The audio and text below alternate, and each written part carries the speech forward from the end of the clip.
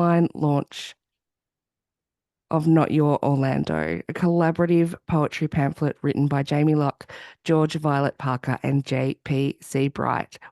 We are recording. I am beaming through the sky directly into your brain or whatever is there at the moment after the unprecedented whatever from stolen Jaja Wurrung land in so-called Australia. Sovereignty was never ceded, and this always was, always will be Aboriginal land.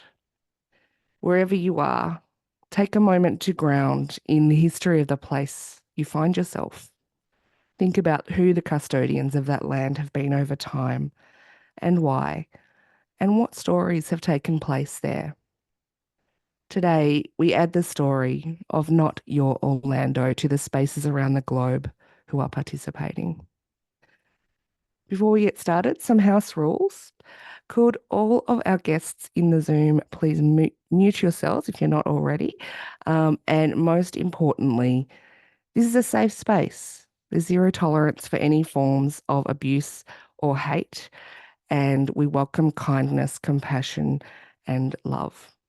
We also welcome buying the books, so share with your friends and enemies because it will really annoy them. Promote all the good stuff in all the intersecting parts of your Venn diagram so we can spread it around like strawberry jam. I'm Jasper Peach. They, them, thank you and please. And as one of the authors, George is my friend inside my phone. I will obviously do whatever they ask me. So to sum myself up, I'm a creator, an author, a parent, and a genderqueer and crip rights activist. I really enjoy not being quiet when things are unjust and making an art about it in some form or another, usually alphabet wrangling. Not Your Orlando is published by Punk Dust Poetry. So here to tell us more about this fabulous little press is founder Jamie Woods. Hello, thank you. Thank you all for joining us today. Look, we set up Punk Dust, well, because we could. I'm never going to be a politician or a scientist changing the world or whatever. I can't even pass my driving test. But I'm never going to skydive for charity or write the great American novel. But what we can do is, really focusing on the fact that poetry can do something cool. And what I can do is I understand my privilege. I can write, I can edit, I can do the internet pretty well. I know a bit about poetry, and I don't have to worry about that kind of living on the breadline like I used to. I've got a stable job. So we set up Punk Dust Poetry because we can help other people get their voices out there. We have a little manifesto. We believe in poetry that needs to be published, and that's what we publish. Poetry from voices that are often ignored and sidelined. Poetry is a form of protest. Poetry is a form of personal expression. We believe in the raw power of poetry. We believe in love and kindness despite everything. We love the poetry of urban decay. We love the poetry of desperation. We love the poetry of the inner workings of confused, frustrated, and tired mind. We love the poetry that tries to make sense of the 21st century in the mess we're in. Now, look, we live in the UK. We exist in a world where we have a choice of voting for the bad guys or for the people we hope will be okay. And as we've seen in the last couple of days from our new leftish health secretary, they're not that good, guys. I live in a town where men dressed as women, calling themselves Rebecca, knocked down toll booths. And struck a real blow. The Rebecca riots were a huge part of industrial South Wales. And I've got some wonderful, wonderful trans friends and some wonderful, wonderful gay friends. And it was incredible to receive this manuscript. This book is the first book we've published that hasn't had an author who is also me. And I was just blown away by it. I loved every second of it. It is just glorious, and it's phenomenally written. And it's phenomenally timely. It is poetry that needs to be published, and I'm lucky and proud that these three incredible authors trusted me to put it out there. So do buy the book, punkdust.com. And I believe from about tomorrow, it should be available in the wonderful Gaze the Word bookshop in London. And we're trying to get it out to as many bookshops as possible as well. It's currently #2 in the trans poetry charts and on the hell site that is Amazon. And it's doing pretty well in all the other places too. So do give it a shot if you haven't already. And I hope you enjoy the evening. Take it away, Jasper. Take it away, JP, Jamie, and George. Thank you. Thank you, Jamie. Thank you so much. Um, well, where did my thing go? Just a second. We are live. Here we go. Okay. Thank you, Jamie. Well, Punk Dust provided a platform for these three gender non-conforming poets to shout and whisper. Not Your Orlando is a raw and tender, gender and genre fluid collaborative poetry pamphlet that glistens with sex and sweat. JP, another JP, George and Jamie explore life at the margins, the politics of sex and identity, the protest songs of late night dive bars, and the reality of being different in a straitjacketed world. Strap on and strap in. It's going to be a bumpy ride, but I wouldn't expect anyone to be involved in this without some thoughtful, tender warming up. So, to lubricate your poetry receiving senses, please enjoy one of my briefest offerings, sitting at 99 words before I fling you into the loving arms of the authors of Not Your Orlando. This is called Drops of Honey. I saw an artwork once that suggested the body is made of corresponding optimal nutrition sources. A brain resembling a walnut, lungs with broccoli branches. For my round belly, I eat peaches, swollen with nectar to run down my chin or into the bath. For my hair, thick ribbons of pasta with delicate, garlicky butter to glaze the tendrils just enough to bite back. And for you, I would open my mouth like I open my heart, wide and waiting, willing and wanting every chamber of your heart a drop of honey in my mouth, a memory, a gift. Now, if you are sufficiently warmed up and ready to continue, if we're all giving the green light, let me tell you about the poets and acts you'll see tonight. George Violet Parker, they, them, is a writer, performer, host of A.G. Parker's Cabaret of Curiosities podcast, co-host of Rebel Riot, an H&T Slam winner, co-director of Queer Stage Revolution, and Disabled and Queer Artist of the Year 2022. Their performance history includes the V&A Performance Festival, Edinburgh Fringe, Manchester Pride, Pride in London, and Fashion Week. Their work appears in Mislexia, The F Word, FT, Arachne Press, and more, and their novel, Twisted Roots, was published by Reconnecting Rainbows Press. Jaime Lock, they, them, is a writer from the Isles of Scilly, now living in London. They have poems in, or forthcoming, in Under the Radar, 14 poems, Impossible Archetype, Signal House Edition, and the anthologies Cornish Modern Poetries on Broken Sleep Books 2022, and He, She, They, Us, Macmillan 2024, among others. Jamie is a recipient of the Film K Award 2023 and the Squint Playwriting Award 2023. JP Seabright, she, they, is a queer disabled writer living in London. They have 4 solo pamphlets published and 2 collaborations encompassing poetry, prose, and experimental work. They explore themes of gender, sexuality, trauma, and the climate crisis in their work, and have been nominated for a Pushcart Prize, Best of the Net, and Forward Prize twice, as well as shortlisted twice for a Saboteur Award for Best Collaborative Work. Now, we'll put everyone's links to their website, Twitter, and Instagram in the chat, but please welcome to the virtual stage, George Parker. Thank you so much, Jasper. This is amazing. And I absolutely love your poetry as well. So getting to like be introduced like that is just so gorgeous. I'm not convinced anyone can hear me because I can barely hear myself because of the rain, but you thumbs up, can you hear me? Okay, I'm going in like not being able to hear myself, so that's great. And a huge thanks to Jamie and Punk Dust for making, look at it, making this a reality. Like, look how beautiful, yeah, look how beautiful this book is. Yeah, it's amazing. And so, yeah, thank you for letting us do this. And thank you everyone that's here tonight for letting us share this space. So I'll kick off with the first poem of the book, because that seems right. And this is, I guess, a poem for all queer people, but especially like performers or those of us who have felt that we've had to discover ourselves. And it's definitely an ode to all the crappy queer bars that are in really, you know, exciting locations, definitely not accessible. This is The Revolution Will Be Feathered. We perform in basements, ballrooms, broken down and reworked bathrooms sunk into cities' cavities, depravities layer. The air is thick with our flair for credence, for faith, for believing in that barely there spark of ourselves. A pilot light ignited by the beat of the drums. If we dance hard enough, throwing limbs out like a whirling dervish, fervently wiping sweat from brow as we drown our demons in techno, bass, rhythm. Hip and system bucking, we know our place in the underground.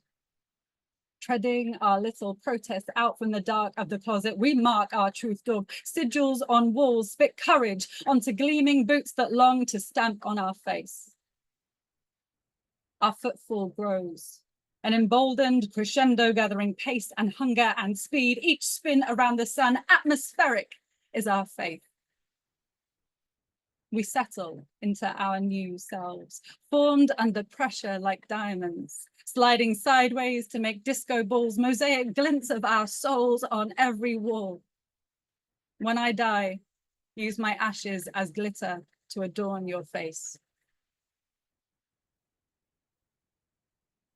Thank you, thank you. Quite nice because it kind of feels like the rain is clapping too.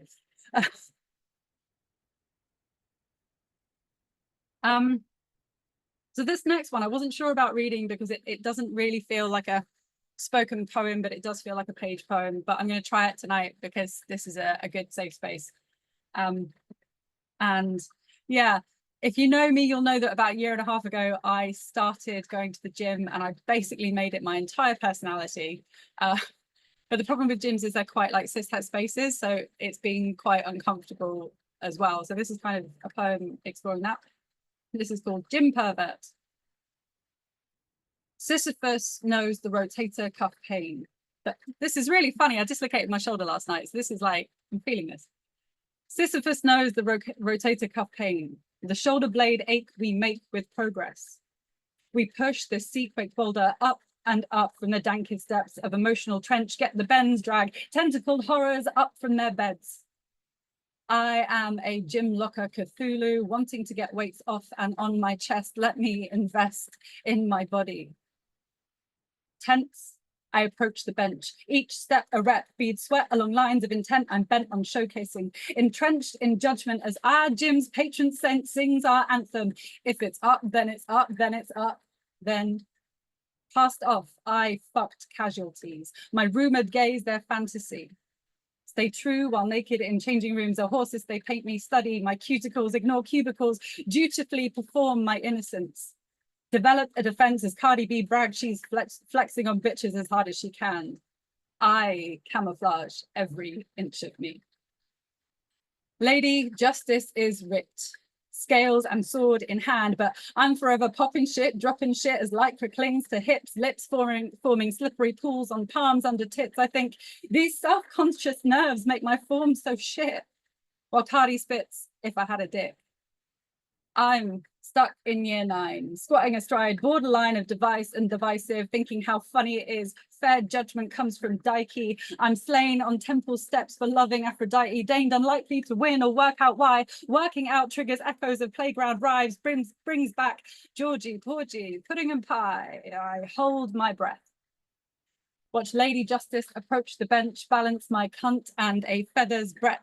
See the plate of the scale lift up, and it's up, and it's up, and I'm stuck. In the gym, women curl, squat, press. Let me express my discomfort, confess concerns. I am a pervert of their eyes as I tell them. School changing rooms once brimmed with brutal assumptions that built up a reflection, the burden of which I still can't lift.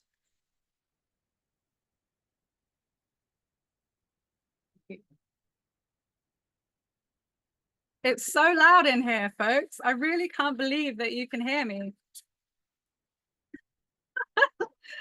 it's quite an experience. Okay, so this next one is it's definitely for my crypt buddies.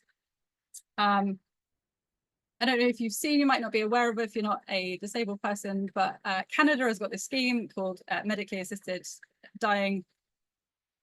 There's a lot of debate, which I won't go into, but we're starting to see a lot of people pushing for it over here. And when you haven't got a welfare system that supports disabled people, that's quite a dangerous thing to offer them that, but not actually proper support. And this is about that and about turning away. With a little bit of train spotting as inspiration, obviously. This is, choose life as the world falls down. Choose life. Choose to refuse a DNR, TLDR, but retweet and rehash and refute the claims your life drains the system. Reserve your recitations. Reverse the instinct to click and react and Reddit. Reading, recycling, repeating this shit doesn't benefit you. Choose ME before you. Choose to say STFU, DWP, and GB News as a telegraph spews. Looks across the pond, now mainly sewage, for inspiration. See Canadian cripples made to choose made, unable to pay against this forming wave of productive pressure, a DNF stamped across fate. Check the barometrics. Prevent this capitalistic plague of factory-made eugenics flung like sharp-nosed, ink-stained paper planes that are printed and bombs away from emigrating here and everywhere else. If you cry, choose to form rage-born rainstorm borders against these pulp fictions. Choose public disorder. Have your reservations at the grown-ups are having a conversation table cancelled because of your needs. Get made to pay the bill anyway.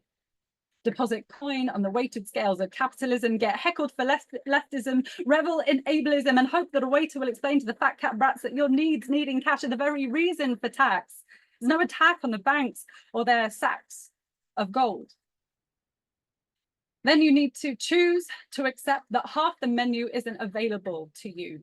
So instead, you choose to flip the tables like Jesus, like Once Upon a Time in Mexico, like Cicero, like Picasso, fuck up some faces. Apropos of nothing, choose nihilism, barbarism, activism, choose an addiction to extended metaphors and unrelatable references to unpopular culture and die hard, you raging bull, you son of Frankenstein's result of will, you titanic mutant, about to get sunk by just the tip of glacial thumb of eugenics itself, a pandemic frozen and slowed, now melted and served soft scoop to the public with a 99% of benefits payments of fake as flake. Choose to take a knee. Take a seat.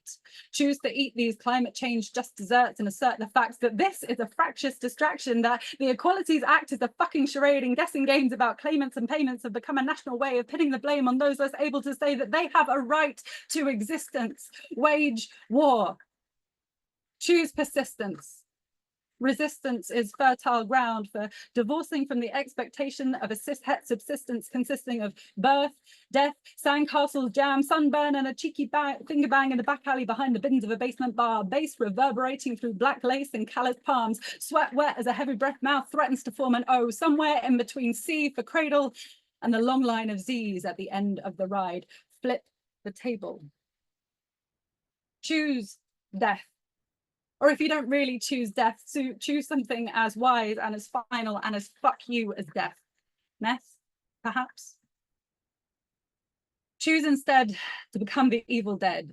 Choose the mourn that you that could have been, as the country says you should never be, and catch the wind, spin, sail away, leave today on a Led Zeppelin mothership, go down like a lead balloon, build from the ashes and consume it all, because aren't we just eaters, feeding like suckling pigs on the teat of eaten bread leaders, classless and hopeless, feeling a little bit voteless as echoes of the 1930s Germany call out along the telegraph pole. Do you know how much of your salary bankrolls the welfare state? Wipe the slate. Show them it's blatant eugenics, academically sanitized, state-sanctioned genocide. If you're so sick, then bloody well stay inside. Because there's no end to the pandemic or the rope the right will tug on, a hangman's noose made from the unpicked safety net we all should have had, but instead they used to raise the flag, raise the economy, raise the broken, brittle bones of this country to the ground. Pretend you have a choice, a voice, a chance. Advance inch by inch along enemy territory, belly to mud and wire, and remember that stories are powerful. Don't cower, kill, drop bombs, dig in, ignore smoke screens, flank, capture, gather, expand, build bridges, send signals, deliver yourselves and others from fear, engineer hope, craft homes in the trenches, and choose love in the midst of strife. Fuck the right and all they write. Choose life.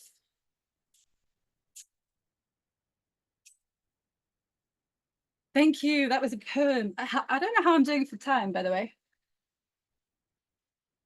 Just kind of, yeah, we're good. I'm good. Okay. Because I've got three more.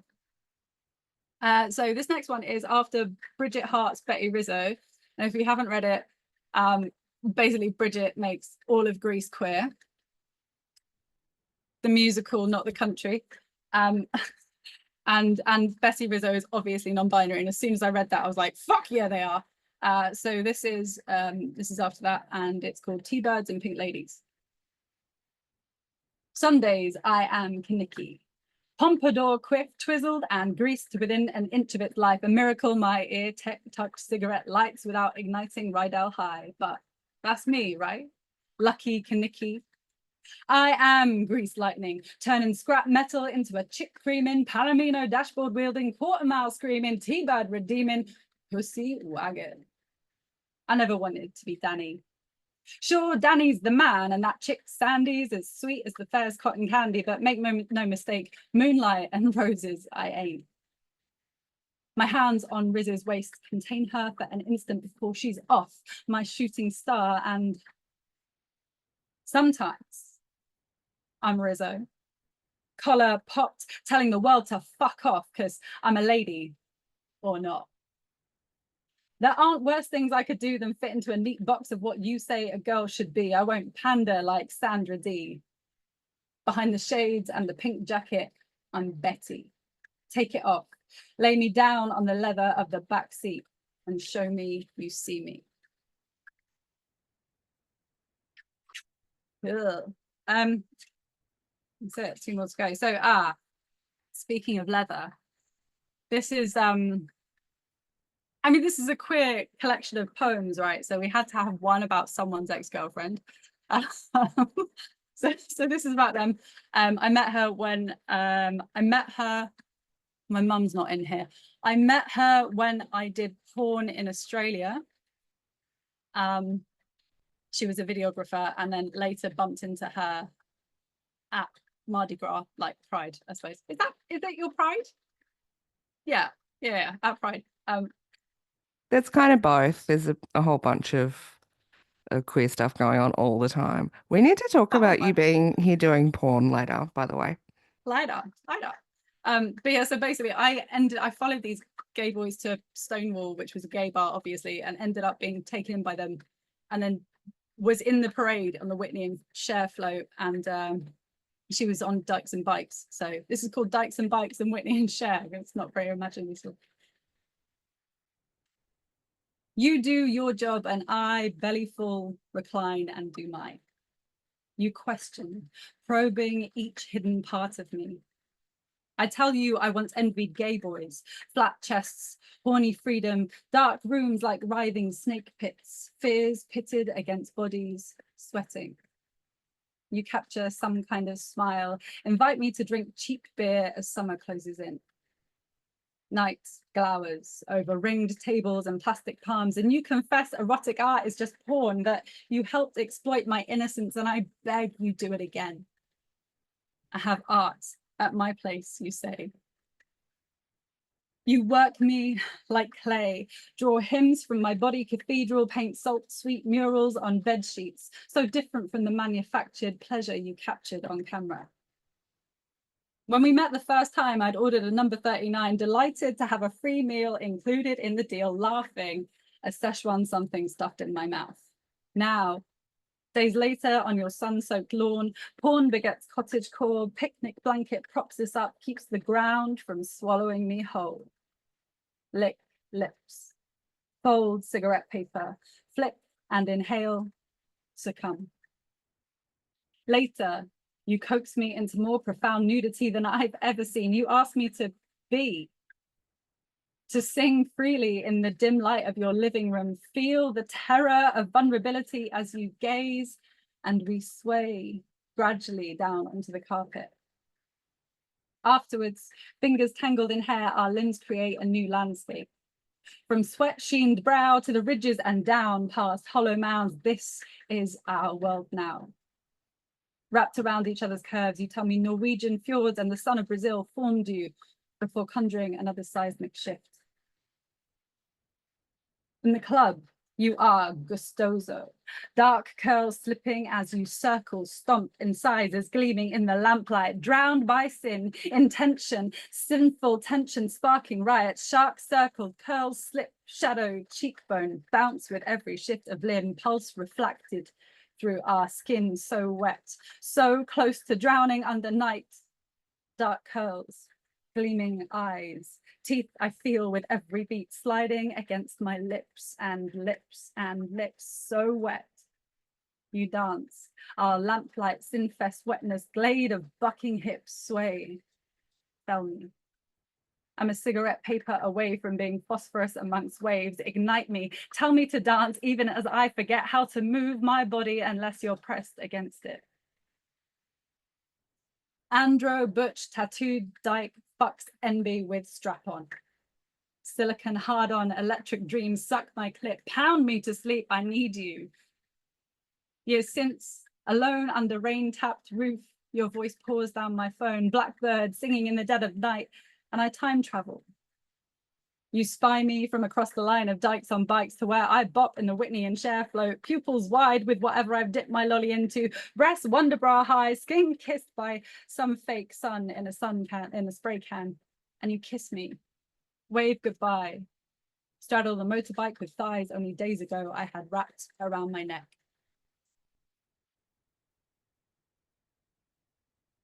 Hey, this is my final one. Oh, George, amazing. Keep going. Thank you.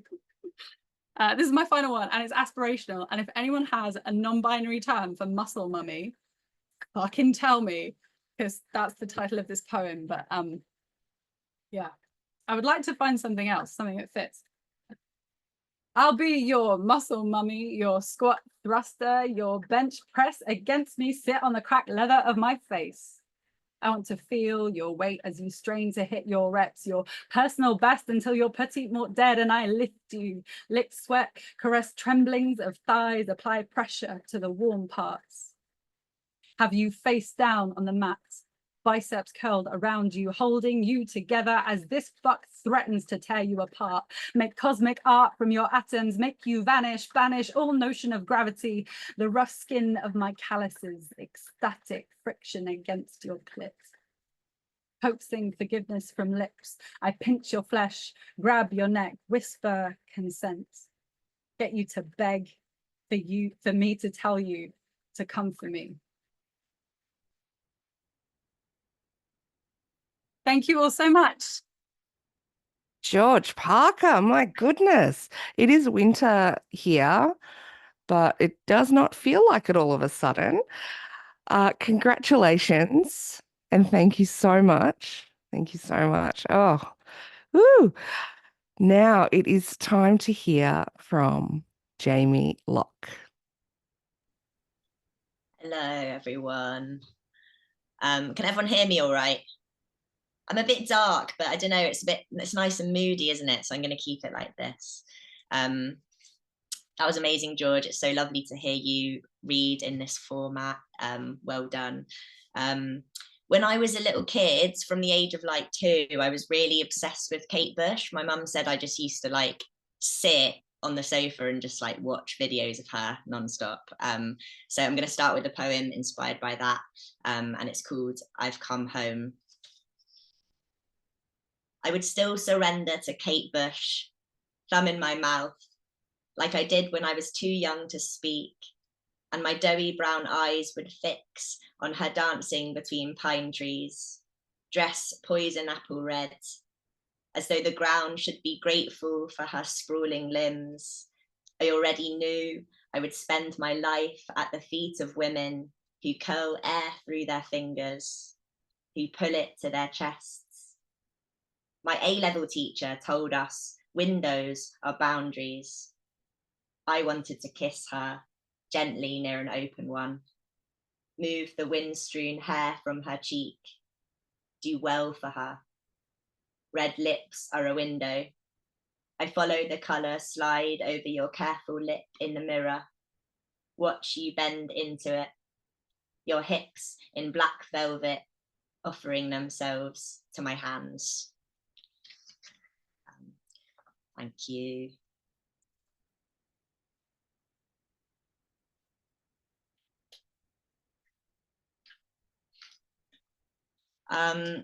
This is a poem inspired by kissing someone who like wasn't a woman for the first time. Like I tend to really fancy like quite femme, like gorgeous, beautiful women.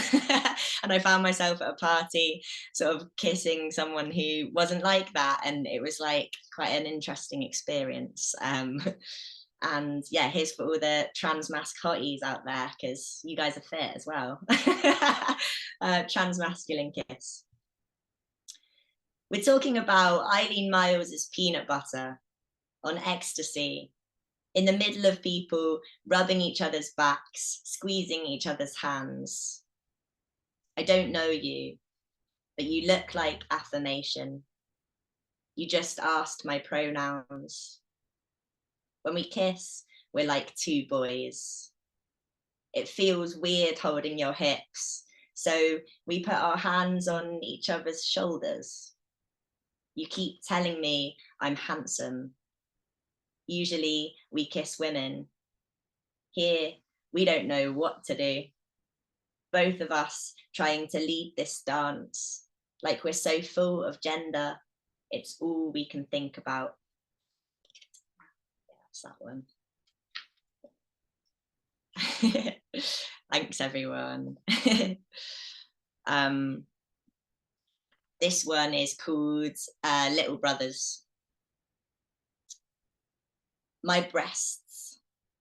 I've always seen them as little brothers, little guys standing to attention, pert and ready to go, backpacks bigger than their backs, year sevens getting tripped in the hallway, smiling at the year 10 girls like they're posing for a school photo. Maybe they've got spiky hair and acne. Maybe I'm living vicariously, turning my own breasts into brothers, into guys, into lads, into boys, laughing hard into the evening with a can of Coke and so many jokes I was never allowed to hear back then, no matter how close I held my ear to them, no matter how close mates we were. Brothers are people you love, but time goes by, it's like they might never leave home. Don't you know that feeling? Cool. I'm going to take a little pause from Not Your Orlando and read a couple of new poems, if that's all right. One, to follow George's like gym theme. I'm also part of a really special community of trans masc gym people in London, and it's like an amazing thing to kind of work out with trans people, and I'm so grateful for that space. And I wrote a poem about it called Anchovita Swarm, and this is in the new Under the Radar issue 33, which is a lovely press. So yeah, this is called Anchovita Swarm. The trans gym class is the ocean, and we are schooling, swimming over dumbbells and under bars, tricep dipping in sync like a twisting bait ball of fish. The slow lowering of our shoulders, a sweaty dance good enough to save us. My lateral line feels you and your lateral line, even your slightest movement. Imagine 8 million tons of trans boys whirlpooling underwater, a single powerful swarm. What a catch we'd yield. What handsome bodies would slap from a net. What gills would gasp for water, aching to return. Imagine the photos of cis men holding us by the feet, our mouths hanging agape, their caps and grins like proud schoolboys. Imagine our skin sucking up butter, our flesh falling off a fork. We're tricep dipping, but have learnt the art of keeping an eye on the door. If someone flinches, we all turn. Thank you. Cool. Just wondering if I should do this one or this one. Gonna go. I've got a really, really fresh one, like really fresh. That I'm actually going to read from my phone, and I never do that. I always say I don't, but because like, it's online, it feels like a bit more acceptable. So I'm just going to go like that. No one can see anyway. This is for a really dear friend of mine called Mitch, who is like a beautiful trans guy. And I was chatting to him recently. He's having some kind of conversations with his parents that are quite difficult. And I just think as trans people, we give so much space to people who are like actually a bit horrible to us sometimes. And yeah, just it was like a very tender conversation with him, and it kind of comes from that. And it's called To Call a Man Darling. It's from my friend Mitch. From the next room, you hear your mum say she 5 times on the phone.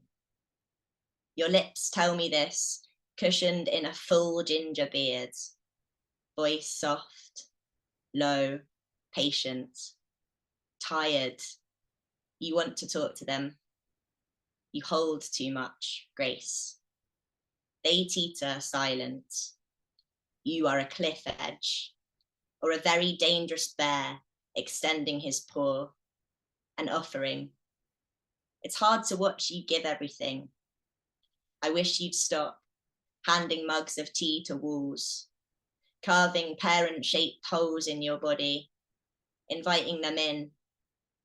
They don't want to look, but I do, darling. Your dad asks if he can still call you that. He can, darling, and he, and son. Okay. It's a little bit of a sad one, isn't it? But I don't know. I don't know. go back to Not Your Orlando.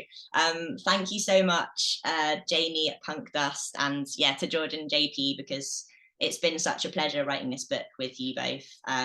We've had a really lovely time doing it, and yeah, thank you everyone for spending Monday with us. And I'm actually really enjoying the rain. It's been a really cold, wet July here, but it's quite nice actually to sit and read poems in the rain. So I'm not going to complain about it right now. Cool.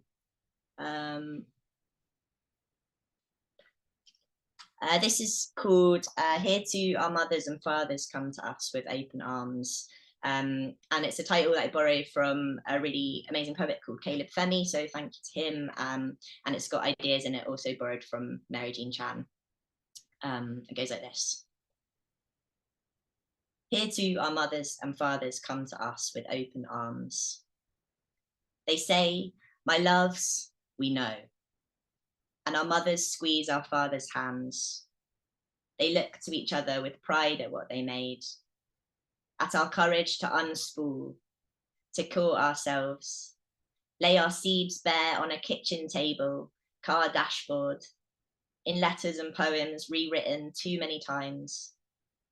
Our fathers put razors in our Christmas stockings, compliment our fades. Our mothers take us to the sea to wet our ankles, ask us tender questions, call us kid. Help us regather the seeds. Trust we know where to plant them. Promise they will smell the flowers. I've got one more. And it was like International Non-Binary People's Day yesterday, wasn't it? So it feels like this is like a nice one to end on, because it's all about pronouns. Not that that's the only thing that makes you non-binary, because it definitely isn't, but it's a big, people get a bit upset about the they, don't they? It's like quite hard for people. So yeah, this is to all the theys, all the they thems, we love you. And it's called Progress. Your mum, she, Too scared, she. Won't understand, she. Stuck in her ways, she. Doesn't know, she. Doesn't know how she isn't you. She isn't you. She forgets that sometimes.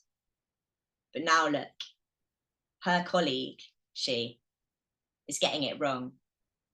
And your mum, she, says they. There are they. She says they. There are they, actually. Thank you so much. I'll pass over to, but yeah, back to Jasper and then on to JP, whose poetry I love. Yeah, thank you.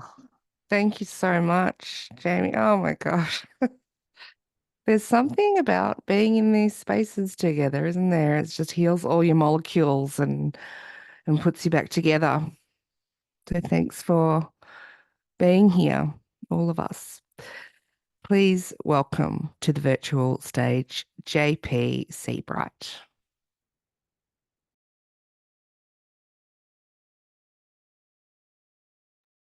Hello, everyone. Thank you, Jasper. Sorry, I was just trying to sort the spotlighting out. And thank you, Jamie and George. Gosh, that was just so stunning, your reading. I love your work, which is why I asked you to do this collaboration together. And it's been brilliant. It's been such a great experience. Yeah, so thank you to you both for just being absolute stunners. I've enjoyed reading your work so much, and I can't wait for our launch also again next Monday. So just to plug that very briefly, this is the book again. We are launching live in London next Monday. I'll drop the link for that again in the chat. If you're around and you can make it, do come along, because we're doing a different kind of set. We've got some amazing guest performers as well. We've chosen to do the set this way tonight because we thought it would work best on Zoom, rather than cutting backwards and forwards, but we kind of got a different approach next Monday. So that's going to be great too. And thank you hugely to Jamie from Punk Dust Poetry for kind of believing in us and sort of supporting this crazy idea that we had, and just being a wonderful publisher and getting the book out there. So huge thanks, Jamie. And thank you for coming. So I'm going to get on and start reading and leave my list of thank yous there. I might read from the screen, but the book is here just to manage my levels of multitasking and poor eyesight. So the book is sort of split into 3 sections. Because we just sort of felt with the kind of poems we had, it sort of worked with that. So the first section is agitate, then we've got transmutate, and then celebrate, because we want to sort of try and get a wide cover of experience. I'm going to read poems from all 3 of those sections. This first one includes some lines from the writer Colette from her book The Pure and Impure, and from the Greek poet Kavafi, and it was an attempt to get a sense of community, I suppose, who we are in the queer and trans community currently now and sort of through the ages. This is called Reading Colette for the Naughty Bits. I search for myself on these pages. I search for us, for the hidden glances, the knowing looks. The 1920s version of gaydar is the Parisian attic, culottes and cigars, the handwritten letters, lovingly licked, delivered by the houseboy. The 2020s version of gaydar is grinder swipes, staying in, protesting online to save our safe spaces. It's hard to feel proud when the world is on fire. What happened to those sapphic libertines we thought we were? We can never bring enough twilight, silence and gravity to surround the embrace of 2 women. We are the pure and impure. We are each other's whatevers, a sackful of bones and blood, a skinful of gender lust, searching for our pleasure-bent existence. Okay. So this next one is called Shelley.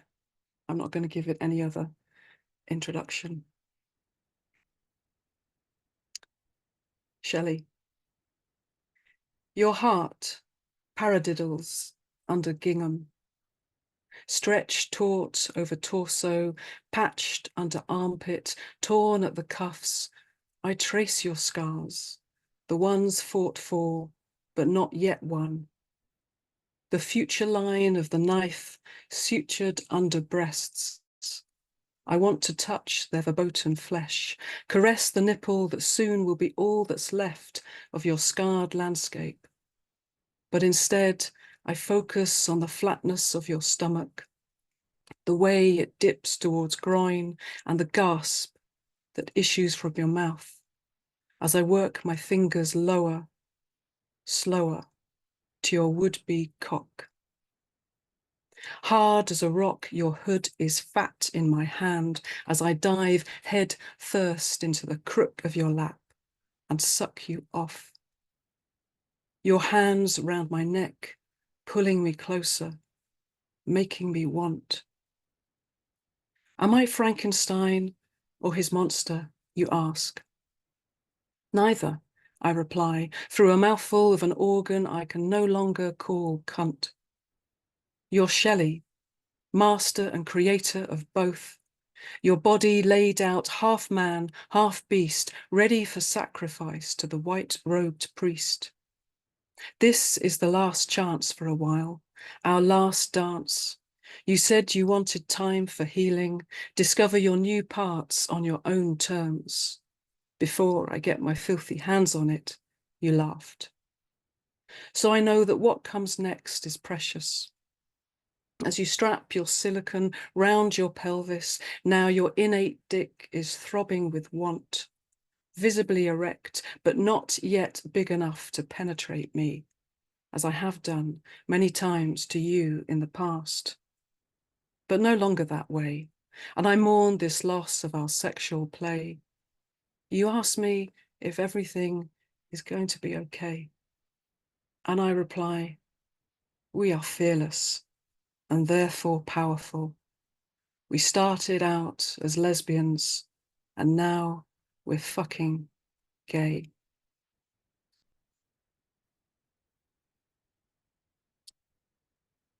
Okay, so this next one, I guess there probably should have been a content warning at some point earlier this evening about the language, but I'm figuring that we're probably way beyond that now. So yeah, there's a few swear words coming up in the next few poems.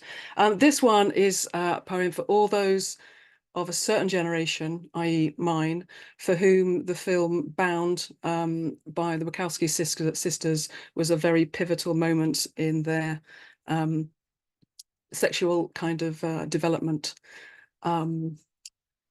Yeah, so if you've not watched it, you've really got to sort yourselves out and go and watch that immediately. Okay. You fucking dyke, Caesar says to Corky towards the end of the movie, and I have never felt more seen, more heard, and so hard it hurts. Throbbing with queer joy for an actual lesbiconic sex scene that feels real. All sweat, dripping and lingering kisses and fierce fucking fingers and tongues. But it's the inflection of C's words, the rise at the end, the surprise and realization of Violet's betrayal that really make this scene, that validates me. I wear this exclamation like a badge of honor or a sash bound round my sexually liberated hips. You fucking dyke. Yes, I said. Yes, I am. Yes.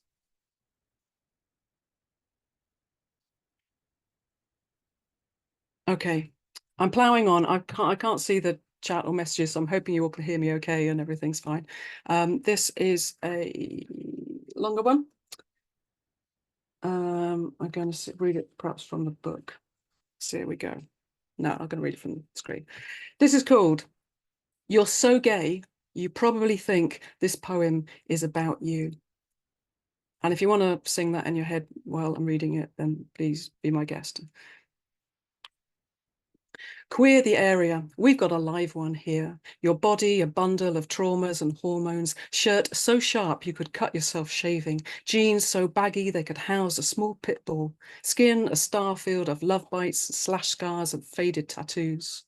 Do you remember that time we got chucked out of the loos? I was down on my knees and so into you. Fags for the memories, all those so bad it's good times, all those endless nights swimming against the tide, chilling with the vibe but lower the tone, ducking and diving at the working man's club, dance floor full of dykes at unskinny bop. I miss those days, waking up on your living room floor, morning after the night before, the loves lost and won, the girls that got away. I never imagined I'd one day be grey. I never imagined that we'd be heading backwards, that those shiny queer spaces would one day be closed. Oh, how we took our freedom for granted. Rights fought and won would now be rescinded whilst we were looking the other way.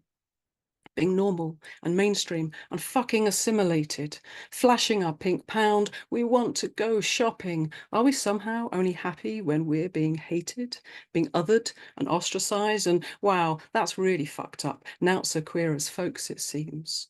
But somehow we've made it to the other side, older but not wiser, slower, a little wider, not quite so achingly hip, with hips that are sore and aching.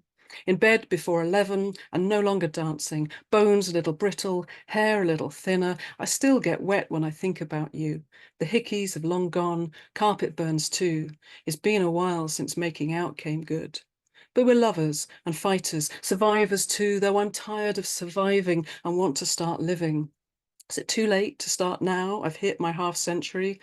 I wonder how the real me in that alternative timeline is doing. Are they having more luck? Is she getting more fucks? Is she happy and well and actually sleeping? Is she going to the gym and keeping the weight off? Bitch, butch, tell me your dreams. Did they ever come true? You're so fucking gay. You probably think that this poem is about you.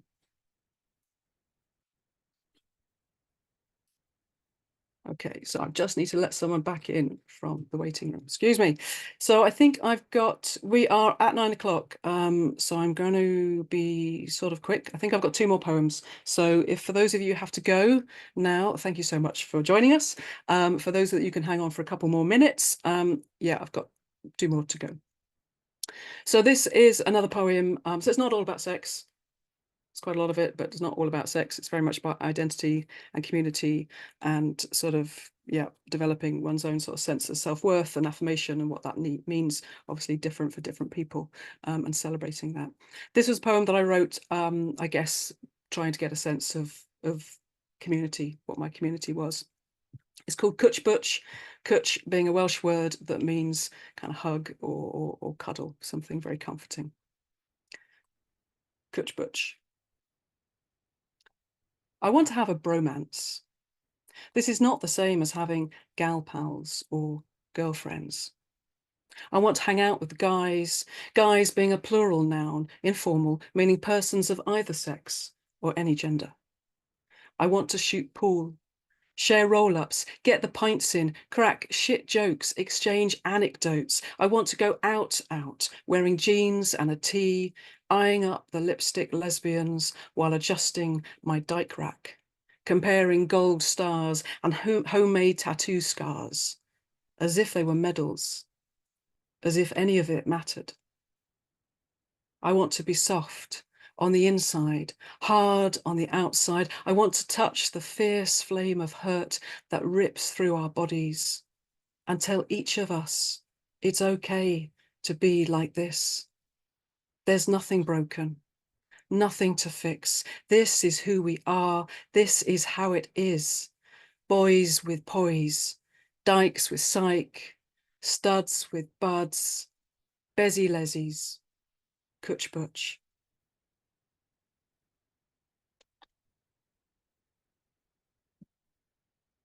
Okay, thank you everyone for listening. This is my last one, which thanks to Jaime, gave us also the title for the book. It's called Horror Vacui, Fear of Empty Spaces. Fill me with wanting. Stuff me silly with a surfeit of love. Stupefied and satisfied, I want to be brimming. I want to be bloated. I want to be everything to everyone all of the time. I don't want to have to choose. a gender, a lover, an identity. I want it all, a dozen lifetimes in one. Please, I don't have the time for transition. I am not your Orlando. I don't have the patience for that. I need it now. Carnal tunnel syndrome, burrowing inside you, in the dark, in the dirt, degraded, desperate. I am arabesque, limbs spiraling everywhere at once, beautiful and profane. Seeking touch, connection, lust-struck by candlelight, fill me with juddering, earth-shattering fucks. Fist me over the balcony at 3 a.m. as the stars blink in embarrassment. Fuck me on the formica of a motorway service station cafe in the existential crisis of a midweek afternoon, amidst grease and abandoned sausage roll wrappers. Kiss me in the Louvre in front of Mona Lisa. Let everyone hear my moans of joy. She smiles her knowing smile, and the guards reach for their truncheons. Fill my empty spaces with your tongue and fingers and cock and cunt, all of it, everywhere, now. Lube me up in the tube at midnight, last train, coming, home. Prize finger and thumb twixt clit and bum, and fill me with your porn film fantasies, every category, professional and amateur. Fill me. I'm empty and wanting. Thank you very much, everyone, for listening. A little saucy number there to end the evening and speed you on your way to bed or whatever it is that you might be doing next. Thank you so much. Oh, thank you so much. Congratulations to everyone involved in this incredible collection of poetry. I've put the link to where to buy this. I'm a bit lost for words. You know, when you're just a bit like other people are so good at the alphabet and saying it, and then you lose your whatever that is. Oh, there's a link for where to get your hands on this hot little collection. There's a live launch in London. Congratulations to George Parker, to Jaime Lock and JP Seabright and Punk Dust Poetry. Thank you all for attending.